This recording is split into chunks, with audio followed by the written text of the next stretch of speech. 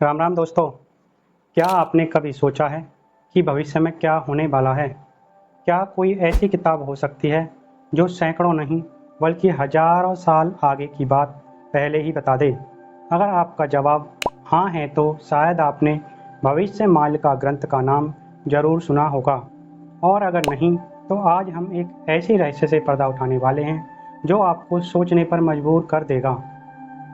भविष्य माल्यका एक ऐसी किताब जिसके बारे में दावा किया जाता है कि इसमें दुनिया के अंत से लेकर महामारियों, युद्धों और यहाँ तक कि भगवान के अगले अवतार तक की भविष्यवाणियाँ लिखी हैं। लेकिन क्या ये सच है?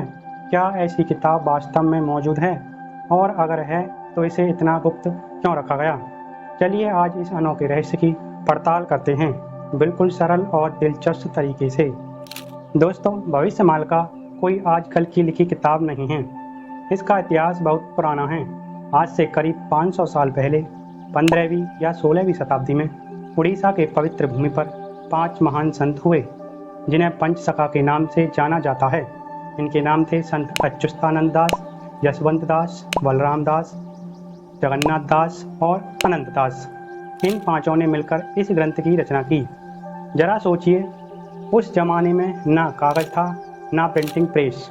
यह ग्रंथ ताड़ के पत्तों पर लिखा गया था, ठीक वैसे ही जैसे प्राचीन काल में ज्ञान को सहेज कर रखा जाता था। और भाषा थी उड़िया। कहा जाता है कि पंचसखाओं ने यह ग्रंथ अपनी मर्जी से नहीं बल्कि साक्षात भगवान जगन्नाथ के आदेश पर लिखा था। मान्यता है कि भगवान ने उन्हें सपने में भविष्य का ज्ञान दिया और कहा कि इसे लिखो लेकिन गुप्त रखो। इसे तभी प्रकट किया जाए तब सही समय आए। यही वजह है कि यह किताब तुरंत सबके सामने नहीं आई। इसे उड़ीसा के मठों और मंदिरों के तहखानों में बड़ी सावधानी से छिपाकर रखा गया ताकि यह गलत हाथों में न पड़ जाए और कोई इसका दुरुपयोग न कर सके। पंचसखा केवल संत नहीं थे, वे गहरे भक्त और ज्ञानी थे। उनमें भी संत अच्युतानंद दास सबसे प्रमुख थे। उन्होंने भविष्य माल्यका को एक पहेली की तरह लिखा, कविताओं में, प्रतीकों में, ऐसी रहस्यमयी भाषा में जिसे समझना हर किसी के बस की बात नहीं। यह भी इसे गुप्त रखने का एक तरीका था। और अब आता है सबसे हैरान कर देने वाला हिस्सा। भविष्य माल्यका में लिखी कुछ भविष्यवाणियां सच हो चुकी हैं। यही कारण है कि लोग इस ग्रंथ को इतनी गंभीरता से ले रहे हैं। जैसे कोरोना महामारी। इस ग्रंथ में एक ऐसी बीमारी का जिक्र है जो पूरी दुनिया में फैलेगी और लोग अपने ही घरों में कैद होने पर मजबूर हो जाएंगे। क्या यह सुनकर आपको 2020 में आई कोरोना महामारी की याद नहीं आती? दूसरी बात है रूस यूक्रेन युद्ध। इसमें दो बड़े देशों के बीच एक विनाशकारी युद्ध का संकेत है जिससे पूरी दुनिया प्रभावित होगी। क्या यह हाल के रूस और यूक्रेन के युद्ध से मिलता जुलता नहीं है? तीसरा है जापान का भूकंप। इस ग्रंथ में समुद्र के पास की धरती के भयानक रूप से हिलने और भारी तबाही होने की बात कही गई है। 2011 में जापान में आए उस भीषण भूकंप को और सुनामी को कौन भूल सकता है? और चौथा है जगन्नाथ मंदिर के संकेत। भविष्य माल्यका में जगन्नाथ मंदिर से जुड़े कुछ विशिष्ट संकेत भी बताए गए हैं, जैसे मंदिर के ऊपर से पत्थर या ध्वज का गिरना। दोस्तों, ये घटनाएं असल में हुई हैं और इन घटनाओं के बाद भविष्य माल्यका में लोगों का विश्वास और भी गहरा हुआ है। क्या ये सिर्फ संयोग है या सचमुच इन प्राचीन संतों के पास भविष्य देखने की दिव्य दृष्टि थी? जी हाँ दोस्तों, भविष्य माल्यका नाम का यह प्राचीन ग्रंथ वास्तव में मौजूद है। इसके ताड़पत्र आज भी उड़ीसा के कुछ पुराने मठों और मंदिरों में सुरक्षित रखे हुए हैं। लेकिन जैसा मैंने पहले बताया, इसे समझना आसान नहीं। यह उड़िया भाषा में और गूढ़ संकेतों में लिखा है। इसे डिकोड करना यानी समझना केवल उन विद्वानों के लिए संभव है जिन्होंने इस ग्रंथ का अध्ययन किया है। खुशी की बात यह है कि हाल ही में पंडित काशीनाथ मिश्र जैसे कुछ विद्वानों ने इसके कुछ हिस्सों का हिंदी अनुवाद किया है, जिसे भविष्य माल्यका पुराण के नाम से प्रकाशित किया गया है। आप इन अनुवादित किताबों को ऑनलाइन देख सकते हैं, लेकिन हर महान चीज़ की तरह इस पर विवाद भी है। कुछ लोग मानते हैं कि यह अनुवाद या इसमें बताई गई भविष्यवाणियाँ असली नहीं हैं, बल्कि बाद में जोड़ी गई हैं। वे इसे केवल किताब बेचने का तरीका मानते हैं। इसके बावजूद उड़ीसा में, जहाँ पंचसखा संतों की बहुत मान्यता है, लोग भविष्य मालिका पर गहरा विश्वास रखते हैं। वे मानते हैं कि पंचसखा संत साधारण नहीं थे, बल्कि उनके पास वास्तव में अलौकिक शक्तियाँ थीं और वे भगवान जगन्नाथ से जुड़े थे।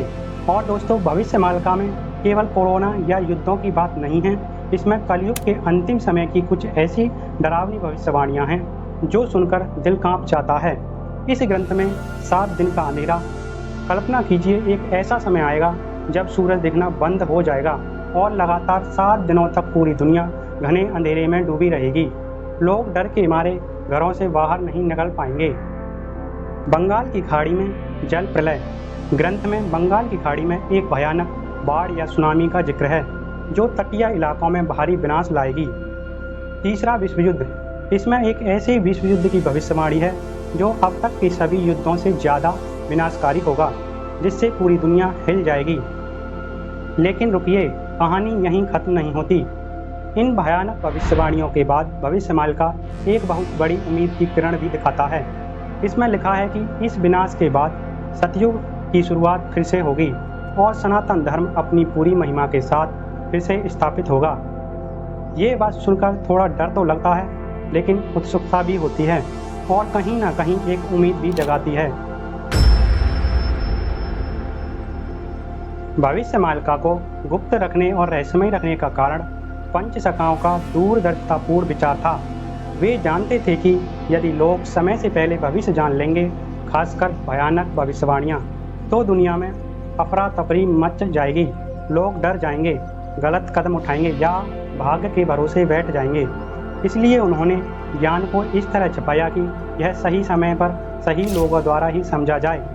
आज भविष्य मालिका सोशल मीडिया पर चर्चा का विषय बना हुआ है। यूट्यूब पर आपको इसे समझाने वाले ढेरों वीडियोज मिल जाएंगे। लोगों की राय इस पर बटी हुई है। कुछ इसे चमत्कार मानते हैं, जबकि कुछ इसे सिर्फ एक कहानी या बाद में जोड़ी गई बातें। लेकिन एक बात तो पक्की है, इसने लोगों की जिज्ञासा को बहुत बढ़ा दिया है। हर कोई जानना चाहता है कि क्या सचमुच में भविष्य में ये सब होने वाला है। तो दोस्तों, भविष्य मालिका एक प्राचीन, रहस्यमयी और निश्चित रूप से मौजूद ग्रंथ है जिसका उड़ीसा की संस्कृति में गहरा स्थान है। इसकी कुछ भविष्यवाणियाँ हैरान करने वाली हद तक साबित हुई हैं। इसे पूरी तरह समझना आज भी एक चुनौती है।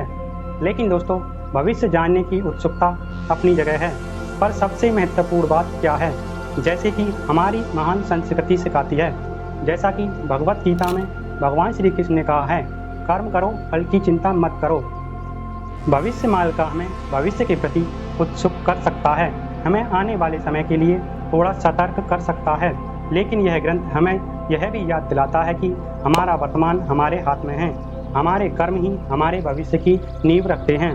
तो दोस्तों, भविष्य मालिका के रहस्यों में खोने की बजाय क्यों ना हम अपने आज को बेहतर बनाने पर ध्यान दें। आपकी क्या राय है?